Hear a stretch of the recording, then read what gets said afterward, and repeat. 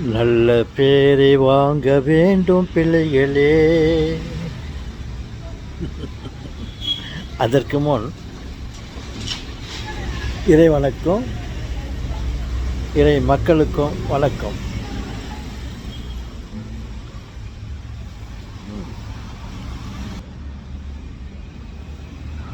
செல்வங்களே, நீங்கள் சில நல்ல மனிதர்களோடு பழகுங்கள், அவருடைய தொடர்பை வைத்து கொள்ளுங்கள். எப்படி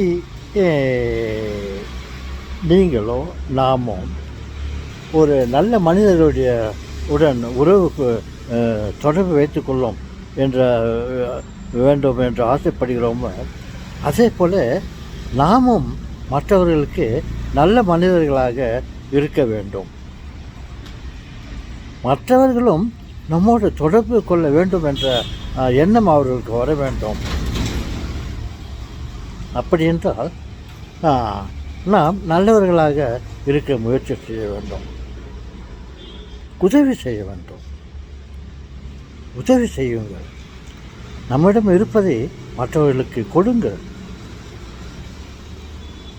பல 100 ரூபாய்களையும் 1000 ரூபாய்களையும் பெருமளவில் நாம் உதவி செய்ய வேண்டும் என்று நான் சொல்லவில்லை. நம்மிடம் 10 ரூபாய் இருக்கிறதா? உங்கள் கண்ணில் காணப்படும் யாராவது ஒரு ஏழைக்கு ஒரு 1 ரூபாய் கொடுங்க, ஒரு 2 ரூபாய் கொடுங்க. அவர்கள் ஏதாவது காஃபி சாப்பிடுவதற்கு என்று அவர்களுக்கு குறைந்த அளவில் ஒரு 10 பைசா கொடுங்கள். 10,000 ரூபாய் கொடுக்க வேண்டும் அப்படியெல்லாம் நான் சொல்லவில்லை. அவைகளெல்லாம் உதவிகள் அல்ல. உங்களும் இருப்பதில் சிறிதளவு கொடுங்கள். நீங்கள் உண்ணும் உணவில் மற்றவர்களுக்கு தானம் பண்ணுங்கள். அதுவே போதும்.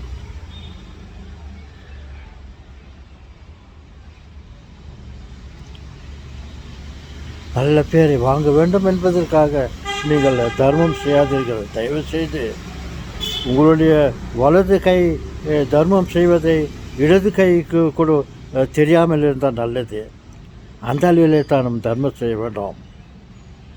4 பேர் பார்க்கணும்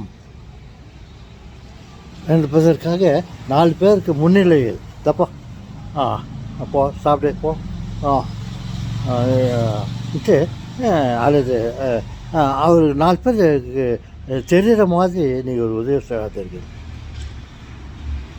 நீங்கள் இறைவனிடம் ஜபம் செய்ய வேண்டுமே என்றாலும் கையில் ஜபமாலையை எடுத்துக்கொண்டு திருவெல்லாம் ஜபம் செய்து கொண்டு போகாதீர்கள். போங்கள்.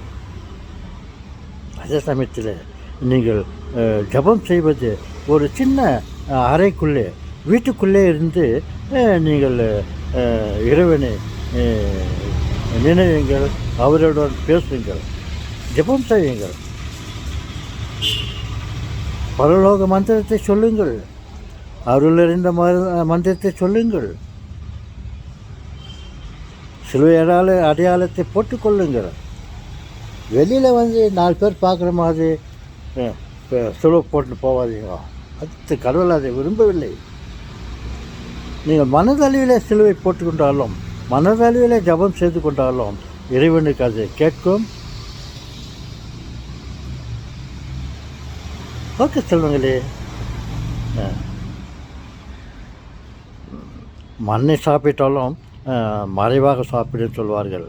அதுக்காக மண்ணை சாப்பிடுவது நான் சொல்லவில்லை. மண்ணை சாப்பிடுங்கள் என்று எதையும் நம்ம மறைவாக 4 பேருக்கு டமாரம் அழைத்து கொண்டு 4 பேர் பார்க்குற மாதிரி நாம் நடந்து கொள்ளாமல் இருந்தால் மற்றவருடைய கண்ணுக்கு நாம் படமாட்டோம். உங்கள்கிட்ட ஒன்றும் இல்லை, ஆனால் அதிகம் இருப்பதைப் போல் நீங்கள் நடித்து கொண்டாலும் அது உங்களுக்கு பெரும் நஷ்டம். உங்கள் மீது நல்ல எண்ணம் வராது மற்றவர்களுக்கு. ஓ அவனுக்கு என்னப்பா நல்லாக்குறான், ஒரு அத்திப்பழத்தை போல் இருக்கக்கூடாது. மேலே பார்ப்பதற்கு அழகாக இருந்து உள்ளே அதை புட்டு பார்த்தால் பல பூச்சிகளும் இருக்கலாம். ஓகே செல்வங்களே, நீங்கள் புரிந்து கொள்வீர்கள் தாத்தாவுடைய எண்ணங்களையும் அவருடைய அறிவுரைகளையும் ஏற்றுக்கொள்வீர்கள் என்ற நம்பிக்கையோடு நான் பேசுகிறேன். இது தாத்தாவின் வைத்தியம். ஓகே, நலமுடன் இருக்க நான் ஆசைப்படுகிறேன். நீங்கள் நலமுடன் இருக்க வேண்டும் என்று நான் உங்களை வாழ்த்துகிறேன். ஆனால் நீங்கள் நலமுடன் இருக்க வேண்டும் என்று நான் ஆசீர்வாதம் கொடுக்க எனக்கு என்ன தகுதி இருக்கிறது? ஆசைப்படுகிறேன்.